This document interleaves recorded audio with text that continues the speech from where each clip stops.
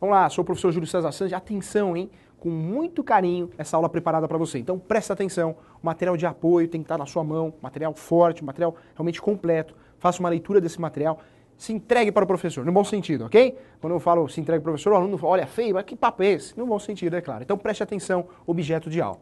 Vamos lá, quero falar com você agora a respeito da pessoa natural. Cai, certeza que cai. Então fica a dica aqui, preste atenção nesse momento que nós vamos falar o que vai cair. Então preste atenção. Em relação à pessoa natural, eu preciso saber que nós temos no direito civil, a questão da personalidade jurídica. Falar em personalidade jurídica é objeto de muito erro, né? Existe uma indução a erro, principalmente a mídia explica coisa errada, muita informação errada. E você na UB não pode errar. Então vamos acertar o eixo dessa questão, ok?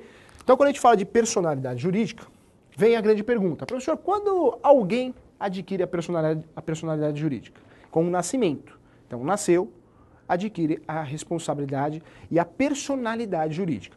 Quando eu falo de personalidade jurídica, ao nascer, então você adquire a personalidade jurídica. Professor, o que é nascer para o direito brasileiro? Respirar.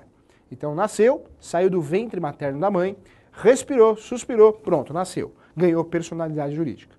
Quando você ganha a personalidade jurídica com o nascimento, e isso nós estamos falando da pessoa física, né, da pessoa natural, não de pessoa jurídica, depois eu vou explicar essa situação também, você adquire junto com a personalidade uma série de direitos e proteções, conhecido também como prerrogativas. Entre essas proteções, ao próprio ser, né? O ser, a dignidade da pessoa humana, o nome, a imagem, então é uma série de proteções. Personalidade jurídica, a gente não pode esquecer, não só da figura que nasceu, que ganha a personalidade jurídica, mas no direito brasileiro, no direito civil, objeto de muitas questões de prova da OAB, de outros concursos, da magistratura, é a figura do nascituro. O nascituro é o ser que ainda não nasceu, mas esse ser se encontra no ventre materno de sua mãe. Esse nascituro, esse nome, esse instituto, né, esse conceito que o Código esclarece, também é objeto de prova. Professor, o nascituro tem uma proteção? Sim, ele tem uma proteção. E, na verdade, existe uma expectativa de nascimento, não nasceu ainda, mas já existe uma proteção em relação ao conteúdo patrimonial. Então já existe essa proteção. Tem a figura ainda do nasce-morto, né? Natimorto, entre outros termos que é conhecido. É o ser que já nasce morto, né? Então, nasceu, mas nasceu morto. Então tem essa figura também, importante você lembrar, está no seu material de apoio também. Em relação ao direito da personalidade, uma coisa é personalidade. Muita gente confunde personalidade com capacidade. Personalidade, nasceu, ganhou a personalidade. Quando eu ganho a personalidade, eu também ganho uma capacidade inicial. E essa capacidade está aparecendo aqui para você na lousa. Então atenção, ó. Capacidade eu tenho duas, hein? Eu tenho a capacidade de direito e a capacidade de fato. Quando eu falo da capacidade de direito, nasceu, ganhou personalidade. Nasceu, respirou, suspirou, ganhou personalidade. E ganhou a capacidade também. Então já nasce com a capacidade de direito. Essa capacidade de direito que aparece para você aqui na tela, fique atento, hein? Por quê? Essa capacidade já te dá inúmeras proteções, prerrogativas. Na prova você vai pensar assim também. Só que essa capacidade, você ainda não pode praticar os atos da vida, atos negociais, sem realmente uma representação ou uma assistência. Então fique atento. Capacidade de direito é uma coisa, capacidade de fato é outra. Então vamos entender. Aqui na lousa aparece para você, ó, capacidade de fato, também conhecida como capacidade, né? Aqui apareceu direito, mas na verdade de ação. Então fique atento. Essa capacidade de ação é a capacidade para prestar, né, para negociar, para praticar os atos jurídicos da vida. Então fique atento em relação a isso. Falar em capacidade, dentro da sua prova, na nossa prova, que vamos com certeza atingir o nosso objetivo, que é realmente estar na segunda fase, então conto com você na segunda fase. Vamos lá, preste atenção. Incapacidade, capacidade você já sabe o que é, existem espécies, né, de direito, de fato, personalidade, nasceu, já adquire a personalidade. Quando a gente fala aqui da capacidade, é importante lembrar da figura da incapacidade. E isso é objeto de prova e sempre cai, hein? Sempre cai. Incapacidade, muito profissional, que atua na prática, erra, já começa errando. Por quê? Começa errando na própria procuração. Você sabe, você que sonha ser aprovado aí no exame de ordem para poder advogar, entre outros sonhos que você tem, o começo da relação advogado e cliente, muitas vezes começa com a procuração, a judícia, né? Que não precisa de reconhecimento de firma, nada disso, reconhecimento da assinatura. Essa procuração, muito advogado que não tem conhecimento disso aqui, ó, de pessoa natural, acaba errando. Acaba errando porque ele acaba errando a qualificação da procuração. e procuração, ela também é um contrato. Então ele acaba errando, já começa tudo errado. E aí fica aquele despacho chato, esquisito, né? Doutor, o juiz, doutor, favor, retificar a procuração. Aí o sujeito vai e erra de novo. Doutor, regularizar a situação processual. O sujeito vai e erra de novo. Então, para não errar, preste atenção para o seu exame da OAB e para a vida prática da advocacia lá na frente que você vai ter, em breve tenho certeza disso. Então, preste atenção aqui. Em relação à incapacidade, nós temos que ter em mente que nós temos duas incapacidades. Então, o sujeito pode ser relativamente incapaz ou absolutamente incapaz. Professor, é importante saber isso? Demais, né? Porque isso é objeto de prova e isso é objeto de muito erro na prática. Então, preste atenção. O relativamente incapaz, essa figura, se a gente for pensar em relação à idade, aparece também outros motivos no material de apoio que o professor fez com muito carinho para você, mas o relativamente incapaz cai muito, o que mais cai e vai cair desse jeito em relação à idade. Dos 16 aos 18, o sujeito é relativamente incapaz. Relativamente incapaz. Professor, o que significa isso? Esse sujeito que tem 16 aos 18, que é relativamente capaz, ele não pode praticar os atos da vida, ou os atos negociais, sem o quê? Ser assistido. Ou seja, tem que ser o quê? Ó, desse jeito aqui, ó, para você lembrar, você que tem memória fotográfica, tem que ser assistido. E assistido por quem, professor? Pelo papai, pela mamãe, pelo representante legal. Ou o papai ou a mamãe e o representante legal. Então esse sujeito não pode praticar os atos da vida sem o quê? Realmente a assistência de alguém. Ou o pai, ou a mãe, ou o representante legal. Professor, como que funciona isso? Presta atenção aqui, ó. Vamos pensar numa procuração aqui, ó. Essa procuração, vamos pensar numa ação de alimentos. Alimentos, tem ação de alimentos, tem ação de revisão de alimentos, né? Eu estou tentando diminuir o valor ou aumentar o valor da pensão alimentícia. Tem a exoneração que exonera os alimentos, cancela os alimentos. Tem ainda a questão da execução de alimentos, que é cobrar uma dívida de pensão alimentícia. Pensão alimentícia que mudou muito, né? Hoje nós temos os alimentos gravídicos, então a gestante tem direito aos alimentos. Temos alimentos ainda em relação ao cônjuge, né? Então você que tira a sua esposa ou ela que tira o esposo em relação ao mercado de trabalho, cabe uma ação, né, de alimentos provisórios. Nós temos um exemplo importante aí do caso do Alexandre Pato, né, e a Stephanie Brito, aquela artista que saiu da Globo porque o sujeito casou com ela, o jogador, e falou, pode sair que eu ganho mais que você não precisa trabalhar. Depois ocorreu o divórcio. Nesse divórcio, ela pediu pensão alimentícia e conquistou esse direito. Aí parece que 36 parcelas, né, uma pensão provisória, pensão alimentícia provisória, mas conseguiu. Por quê? Porque ele tirou ela do mercado de trabalho.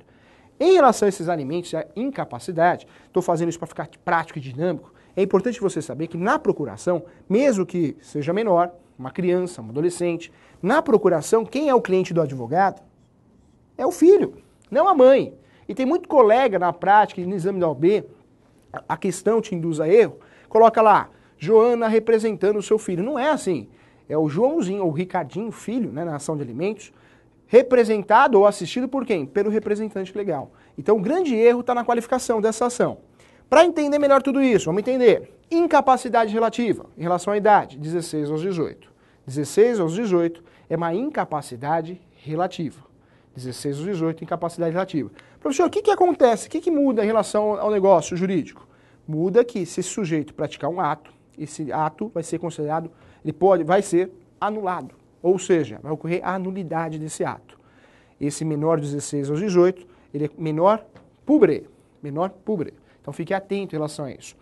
Professor, então para dar validade jurídica, se um menor vai comprar um imóvel ou vai assinar uma procuração, esse menor de 16 aos 18 anos, ou seja, relativamente incapaz, o que eu tenho que fazer? Eu tenho que suprimir essa incapacidade. Suprimir essa incapacidade, ou seja, o papai, a mamãe ou o representante legal, quem o represente, vai assinar junto na procuração ou nesse contrato. E aí esse contrato vai ter validade jurídica. Professor, mas o menor vai comprar um imóvel? Como assim, professor? Nós sabemos que hoje, né, no mundo do funk, aí, o pessoal que gosta de funk, um menor de 16 anos facilmente compra um imóvel. O professor já teve uma situação prática, o professor é advogado militante, e teve uma situação prática e foi contratado por um menor, que eu nem conhecia nem o nome dele, não conhecia o trabalho dele, esse menor do litoral brasileiro, esse menor comprou uma baita de uma casa e contratou os meus serviços como advogado.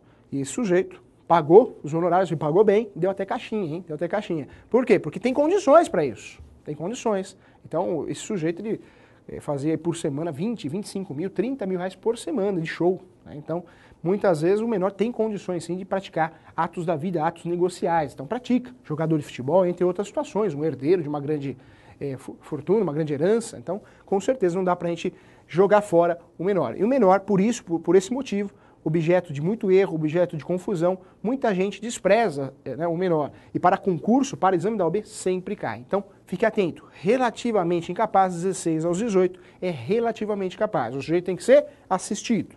Se praticar um ato e não for assistido, esse ato é anulável. Então, fique atento em relação a isso. Esse menor é menor publi. Então, menor publi. Nós temos a figura também da incapacidade relativa. Na incapacidade relativa, nós temos um sujeito aí menor de 16 anos. O menor de 16 anos é a capacidade absoluta, incapacidade absoluta. Menos que 16 anos, eu tenho a incapacidade absoluta. E falar de incapacidade absoluta, atenção, por quê? Para suprimir essa incapacidade absoluta, eu preciso sim, que o sujeito seja representado. Ah, professor, representado e assistido é a mesma coisa. Não é não, hein? Assistido, ó aqui, ó. Assistido, papai e mamãe tem que provar que assistiu o sujeito naquele ato, praticando aquele ato. Como que vai provar? Assinando em conjunto, né? Então, o menor de 16 aos 18, relativamente incapaz, assina, mas o papai e a mamãe assina também. Para provar que naquele ato, o papai, a mamãe, o representante legal, assistiu ele praticar o ato. Quando eu falo do sujeito que tem menos de 16 anos, essa incapacidade não é relativa, esquece a relativa, é uma incapacidade absoluta. E na incapacidade absoluta, os atos praticados por esse sujeito, sem representação, não é assistência, é representação, são considerados nulos de pleno direito. Isso, professor, é mais grave que o anulável? Sim, é mais grave porque não chega nem a existir no mundo jurídico. Então é mais grave, muito mais grave. Então fique atento em relação a isso. Relativamente capaz, 16 aos 18. Absolutamente capaz, menor de 16 anos. O menor de 16 anos tem que ser representado. O pai, a mãe assina por ele, o representante legal assina por ele. 16 aos 18, o sujeito não vai deixar de assinar, ele vai assinar, mas o papai e a mamãe vai assinar com ele. Então muda a situação. Menor de 16, o menor impubre. Então, menor impubre. Fique atento em relação a isso. Se ocorrer a nulidade, vai ocorrer a nulidade absoluta. O ato considerado, o ato praticado é nulo de pleno direito. Fique atento, não pode errar. É objeto de prova, fica a dica aí, hein? Não dá para errar. Aluno meu, você não vai errar isso, hein? Tem que saber que 16 aos 18, relativamente incapaz. Menos que 16, absolutamente capaz. É objeto de prova, cai sempre, vai cair na nossa prova e a gente vai dar risada juntos, porque vamos acertar essa questão. Combinado? Então preste atenção nessa situação. Relativamente ou absolutamente. Quando eu falo do direito à personalidade, voltando ao direito à personalidade, fique atento. Professor, o que é direito à personalidade? É uma proteção. Nasceu, respirou, suspirou, ganhou o direito da personalidade. E aí eu tenho a proteção ao nome. Por isso nós temos várias ações de dano moral. Professor, negativar o meu nome indevidamente no Serasa SPC. Se negativar o seu nome indevidamente, cabe uma ação de danos morais, de perdas e danos. Por quê? Você nunca comprou com aquela determinada empresa, não ocorreu uma relação de consumo e mesmo assim seu nome foi negativado. Então cabe uma ação de perdas e danos. Por quê? Porque existe o direito da personalidade, uma proteção ao seu nome, à sua imagem. Então fique atento em relação a isso. Por isso cabe ação de danos morais, perdas e danos. Só que essa proteção do direito da personalidade, ela não fica só na questão do nome, da vida, mas também após a morte, né? Então também existe essa proteção. Então por isso existe uma proteção maior em relação ao defunto, ao falecido, porque também existe uma proteção à imagem desse falecido, que a gente vai conversar sobre isso. Fique atento, muita coisa a gente vai falar ainda. Vamos lá. Aí em relação à capacidade, nós sabemos que plenamente capaz é o sujeito que tem 18 anos. Não tem nenhuma enfermidade mental, né, nenhum atraso mental, então ele não tem incapacidade. Incapacidade, estou falando dos 18 para baixo. Então fique atento. Mas existem algumas situações que o relativamente capaz, preste atenção nisso, que é objeto de pegadinha, hein? Existem algumas situações que o relativamente capaz, e quando eu falo de relativamente capaz, você já sabe que é o sujeito que é maior de 16, menor de 18. Se é relativamente capaz, eu preciso suprimir essa incapacidade, ou seja, precisa ser assistido. Mas existem algumas situações que eu consigo, né, esse sujeito que é incapaz relativamente, que eu consigo que ele tenha direito, ou seja, capacidade. Como assim, professor? Ele é relativamente capaz, 16 aos 18? Como assim ele vai conseguir se transformar numa pessoa capaz para os atos, para praticar atos, negócios no mundo jurídico? Consegue porque nós temos aí objeto de prova também, que é a figura aqui da emancipação. Olha que interessante, ó, emancipação. E quando eu falo de emancipação, muita gente conhece, porque isso aqui a mídia divulga muito, né? Então vamos entender agora como que é a coisa séria, para a prova, vamos acertar isso. Professor, eu quero emancipar meu filho. Posso? Pode. Se o casal, papai e mamãe, chegaram a um consenso que quer emancipar o filho, pode. Professor, mas ele tem menos que 16 anos. Pode? Não. Tem que ter 16 aos 18. Tem que ser relativamente capaz. Essa emancipação que é feita pelo papai e pela mamãe, por algum motivo, não, meu filho, pelo amor de Deus, meu filho, ele realmente é muito sério, meu filho é muito responsável, vamos emancipá-lo. Não sei, acontece muito. Essa emancipação que o papai e a mamãe desejam fazer isso é feita por escritura pública. Quem faz escritura pública é o tabelião, é uma escritura pública de emancipação. É chamada e conhecida aqui, ó, como emancipação voluntária. O papai e a mamãe querem essa emancipação. Então o sujeito tem 16 aos 18, ele ou ela, e o papai e a mamãe querem essa emancipação porque ele, sendo emancipado, ele terá a capacidade. Então, muita gente aí vincula isso ao direito de dirigir. Olha, eu tenho 16 anos, eu quero dirigir. Aí o pai e a mãe vai lá e emancipa. Mas é uma outra questão que na prática não é bem assim. Emancipar, você consegue aí, na prática, ter acesso a vários atos da vida, né? Negociar, porque você ganhou a capacidade. Mas aí o dirigir, a carteira de habilitação, tem que respeitar o Código Nacional de Trânsito e outras normas internas, regimentos internos. Então é uma outra questão, vai depender de cada estado para cada estado. Para a prova da OAB, emancipação, nós temos a voluntária. Papai e mamãe quer a emancipação do filho. É voluntário. Vai papai e mamãe no cartório, chegou papai e mamãe no cartório, quero emancipar meu filho. Simples assim? Simples assim. Paga a escritura pública e emancipa o filho. Quando o pai quer e a mãe não quer, ou vice-versa, né? A mãe quer e o pai não quer, é uma questão que não é consensual, ou seja, existe um litígio, né? Existe uma briga, aí sim quem vai decidir essa questão é o Poder Judiciário. O Poder Judiciário, monopólio do Estado, né? Monopólio do Estado, jurisdição, tutela jurisdicional. E aí eu estou falando aqui de emancipação judicial. É aquela que o pai quer, a mãe não quer, ou a mãe quer e o pai não quer. Então eu vou pedir isso para a Justiça. Justiça, Poder Judiciário, resolva esse impasse. Então o juiz vai decidir se vai dar ou não. Ele vai averiguar com base em provas, e provas nós já conversamos que nós temos duas, prova oral e prova documental. Na prova oral eu tenho duas, depoimento pessoal da parte, ou das partes, autor e réu, e eu tenho a prova testemunhal. Na prova documental, é dividido em 4. Documental em sentido estrito, papel, mesa, cadeira, bituca de cigarro, tudo é prova documental, hein? Não é só papel, em sentido estrito. Inspeção judicial do juiz, inspeção, o juiz vai até lá, levanta a bunda da cadeira e vai dar uma olhada, vai ver o que está acontecendo, inspeção judicial. Tem a terceira prova, que é a prova também muito conhecida, pericial, perito. O juiz nomeia um perito, um contador, um advogado, um administrador, e ele vai prestar, e vai entregar um laudo pericial. Tem a quarta opção, que é a ata notorial, novidade do CPC novo, né? Então, a ata notorial hoje é reconhecida como prova. A ata notorial é uma escritura pública. Em emancipação, a gente usa escritura pública na emancipação aqui voluntária. Então, fique atento em relação a isso, tá? Se for judicial, com base em prova, dessas provas que existem. Professor, muitas provas existem no direito brasileiro. Meu Deus do céu, calma, né? Na verdade, o direito brasileiro tem 2 provas. Eu te afirmo isso. Professor, tem mais? Não, tem 2. Dentro dessas 2 tem essa divisão. Então fica mais fácil entender prova em relação a isso. Judicial, vou buscar ajuda do Poder Judiciário. Vou buscar ajuda do Poder Judiciário. E existe a emancipação ainda legal, né, e conhecida como automática também. Cuidado que essa automática costuma cair assim, automática, tá? Então toma cuidado com isso. Essa legal e automática são situações que permitem a emancipação legal automática, ou seja, eu não preciso de ação judicial, eu não preciso também, além de ação judicial, da autorização do pai, da mãe, porque é legal, é automática. Praticou o ato, provou, pronto, consegue a emancipação. Qual é a situação, professor? Várias, hein? Então vamos falar aqui, ó. Primeiro é o casamento. Casou, está emancipado. Né? Se casou com 16 aos 18, está emancipado. Então, é uma emancipação aqui. Ocorre com o casamento, muito conhecida, objeto de prova também. Outra situação também é o exercício, né, de concurso público efetivo. Então você, na verdade, você passou no concurso público, mas você efetivo, né? Não é só o fato de passar no concurso. Passar e trabalhar, né, assumir o cargo, também é um motivo importante e muito usado, muito objeto de prova do exame da OAB é a questão do concurso público. Então só fique atento, a pegadinha está aí, efetivo. Então, passou no concurso, tem que estar trabalhando.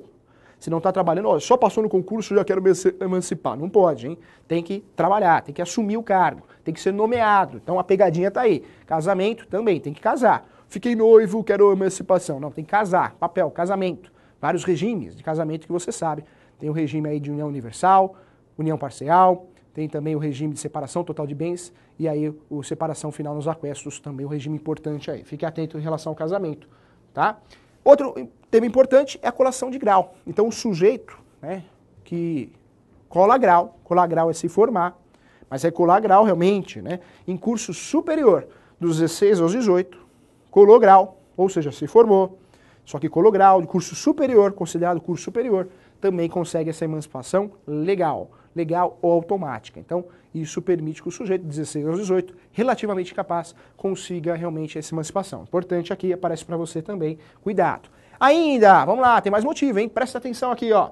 Autonomia financeira. Autonomia financeira pode ser em virtude de uma relação de trabalho, uma relação de emprego. A emenda constitucional, né, na verdade, ajeitou essa situação. Então, toda a relação de emprego, relação de trabalho, é de competência lá da Justiça do Trabalho. Essa questão aí da autonomia financeira pode ser através de um emprego ou um comércio. Então, o relativamente incapaz, ele tem aí 16 aos 18. Mais que 16, menos que 18. E ele tem um comércio, tem uma banca na feira. Então, ele tem um comércio que ele consegue sustentar a família inteira. Pronto, ele já consegue essa emancipação de forma automática. Por quê? Porque ele consegue sustentar, se autossustentar e sustentar ainda a família, ou só se autossustentar. Isso acontece muito com esse cantor de funk que eu falei pra você. Então o sujeito tem 15 anos, é cantor de funk. E ele ganha muito dinheiro com isso, consegue sustentar, consegue emancipação também. Tá? Então essa autonomia financeira pode ser em virtude de comércio ou ainda relação de emprego ou trabalho. Então tanto faz. O importante é ter autonomia financeira. Então consegue se emancipar. Fique atento em relação a isso, tema importante aqui. Vamos lá, outra questão importante aqui, presta atenção nisso, acorda aí, hein? Vamos lá, longe do cachorro, periquito e papagaio. Ainda no direito da personalidade, objeto do nosso estudo, o direito da personalidade eu não posso vender. Vou colocar uma plaquinha, estou vendendo o meu direito da personalidade. Não pode, hein? Não pode. Não pode vender por quê? Eu não posso vender. Então, isso quer dizer que esse direito ele é impenhorável também, né? Então, esse direito, um banco não pode penhorar. Olha, como você não tem bens, vou penhorar seu nome. Não pode fazer isso. Então, tem outra situação também, eu não posso renunciar a esse direito. Direito da personalidade, eu não posso renunciar a esse direito. Como assim, professor? Então eu trabalho numa empresa e faço horas suplementares. Olha, eu gosto muito de onde eu trabalho, não quero receber hora extra porque eu gosto muito de onde eu trabalho. Não pode. Você não pode dispor de algo indisponível. Então, na verdade, você não pode dispor. É um direito que você, como o direito da personalidade, irrenunciável, né? Então você não pode renunciar. Fique atento em relação a isso. Bom, também não pode transmitir, ele é intransmissível, né? Então isso quer dizer que você não pode vender esse direito, fique atento em relação a isso. E ainda também não corre prescrição. Direito à personalidade não corre prescrição. Então nós estamos falando de prescrição, ou seja, a perda do direito de ingressar com a ação. Prescrição é diferente de decadência, né? Decadência, eu estou pensando aí na decadência, a perda do próprio direito. Prescrição não, eu tenho o direito, mas eu perdi o direito de ingressar com a ação, então não tem como errar. E também não podemos deixar de falar que esse direito é vitalício. Se você nasceu, respirou, suspirou, adquiriu o direito da personalidade. E esse direito da personalidade você só vai perder quando? Quando morrer, né? Porque ele é vitalício. Enquanto você existir, você tem direito da personalidade. Falando em morte, preste atenção aqui, olha que interessante. Ó, a morte, né, tá aparecendo até para você aqui, é importante a gente falar da morte em relação a diversas situações. Em primeiro lugar, vamos classificar o que é morte. Então, morte, na verdade, ela tem vários nomes diferentes, né? Então, várias espécies diferentes. A primeira morte é a morte natural. Professor, o que é a morte natural? É a morte mais comum, é a morte que tem corpo. A morte natural é a morte que tem corpo. Tem um atestado de óbito, um médico declarou a morte do sujeito, então tem corpo. Essa é a morte mais comum. Cai na UB essa morte? É muito simples, né? Muito feijão com arroz. É bom você saber, se cair é questão dada. Mas é importante você ficar atento a essa morte que o professor vai falar agora. Morte, é o gênero de várias espécies. Primeira morte, essa morte que nós falamos, é a morte natural, aquela comum, tem corpo, atestado de óbito. Mas tem uma morte importante que é a morte presumida. Essa morte presumida é objeto de prova. Por que presumida? A morte presumida é a morte que não tem corpo. Como assim, professor? Eu não acho o corpo. O sujeito sai para comprar um cigarro. Ah, professor, parece exemplo de direito penal. Parece, né? E nunca mais volta. Isso é a morte presumida. Você presumiu que ele morreu. Né? Então, essa morte presumida existe, está de forma bem esclarecida aí no nosso material, a morte presumida com declaração de ausência e sem declaração de ausência. A morte presumida é aquela situação do filme. Não tem um filme, O Náufrago? O sujeito some lá no avião, trabalhava para os Correios, né? E aí o avião cai no meio do mar e fica preso anos e anos numa ilha. Então, é isso, é morte presumida. Lembra que você que assistiu esse filme, se não assistiu, vai assistir, que o filme é bom. Ele chega em casa, a mulher já casou com outro, né? Por quê? Porque ocorreu a morte presumida. Então, morte presumida, morte sem corpo. Morte natural, morte com corpo. Tem uma terceira opção aí de morte dentro das espécies que cai muito na prova, e essa eu peço sua atenção. Presta atenção aqui, hein? Que é a morte simultânea. Morte simultânea ou ainda um outro conceito, quer dizer a mesma coisa, morte por comoniência. Morte simultânea ou por morte por comoniência interessa muito para a sucessão, para inventário. Por quê? Eu não sei quem morreu primeiro. Então uma família morre num acidente, num desastre de avião, de carro, de trem, e morre, eu não sei quem morreu primeiro. Não consigo identificar. Isso é morte simultânea ou morte por ausência. Professor, isso é importante para o mundo jurídico? Demais. O professor, um caso prático, uma vez pegou um inventário para fazer. Por quê? Porque o inventário foi feito por outro advogado, e o advogado declarou morte por comoniência. Só que a mãe, uma senhora, morreu de manhã. O pai, a única filha do casal, chegou em casa e avisou o pai, a mãe morreu de manhã. O pai, enquanto ela foi cuidar do velório do pai, da mãe, o pai ficou em casa sozinho. Quando ela voltou, o pai estava morto. Triste, realmente triste a história, mas verídica. Então a mãe morreu de manhã e o pai morreu à tarde. Velório, um do lado do outro, muito, muito triste a situação. Mas é um exemplo importante para você guardar. Professor, nesse caso foi morte simultânea, morte por comoniência com certeza. Foi nada. Porque se um morreu de manhã e outro morreu à tarde, morreram no mesmo dia, foi uma fatalidade. Mas não dá para ser considerado morte por comoniência, morte simultânea. Morte por comoniência, morte simultânea, eu tenho que falar do mesmo ato, um acidente, né? Tem um cantor sertanejo, que o professor não lembra o nome, mas esse cantor sertanejo morreu recentemente e morreu num acidente, um desastre de carro. E falaram, olha, ele foi uma morte por comoniência, ele é a namorada dele, a noiva. Também não foi. Também não foi por quê? Porque ela morreu primeiro, parece que já encontraram ela morta, e ele ainda chegou vivo no hospital. Então não foi morte por comoniência. Morte por comoniência é aquela situação que eu não sei quem morreu primeiro, porque morreram juntos, no mesmo desastre de avião, de carro. Então isso é morte por comoniência. Para efeito de sucessão, isso é importantíssimo, por isso cai muito na sua prova e vai cair na nossa prova. Por quê? Porque nós estamos falando de uma situação que a transmissão, o inventário eu pratico num ato só. Eu faço um inventário só. Nós sabemos que o inventário você pode fazer judicial ou no cartório, né? Judicial ou no cartório. No cartório eu só não posso fazer inventário no cartório, por escritura pública, quando existe o quê? Incapaz, no meio, menor, né? Litígio. Senão eu posso fazer no cartório. Esse inventário lá é feito e o objetivo dele é a escritura pública. No judicial, que é feito pelo Poder Judiciário, o objetivo é o formal de partilha. Então esse inventário, se for por comoniência, morte por comoniência, eu faço um inventário só. Então aí que está a diferença, por isso é importante falar. Fique atento em relação a isso. Olha quanta informação importante. Vem comigo aqui, ó, presta atenção aqui. Ainda, agora sim, ó, personalidade jurídica, né, ou melhor, pessoa jurídica. Professor, o que é a pessoa jurídica? Pessoa jurídica é empresa. Eu estou acostumado, você também. As empresas têm um nome fantasia. Essa empresa tem um nome fantasia, mas tem um nome empresarial. E quando eu falo de pessoa jurídica, é um grupo de pessoas que vão se unir para prestar um serviço. Pode ter finalidade econômica ou não, essa pessoa jurídica. A primeira classificação que a gente tem que fazer, e é objeto de prova, e focando sempre no que mais cai na prova, é a classificação da pessoa jurídica de direito público e a pessoa jurídica de direito privado. É diferente, professor? Claro.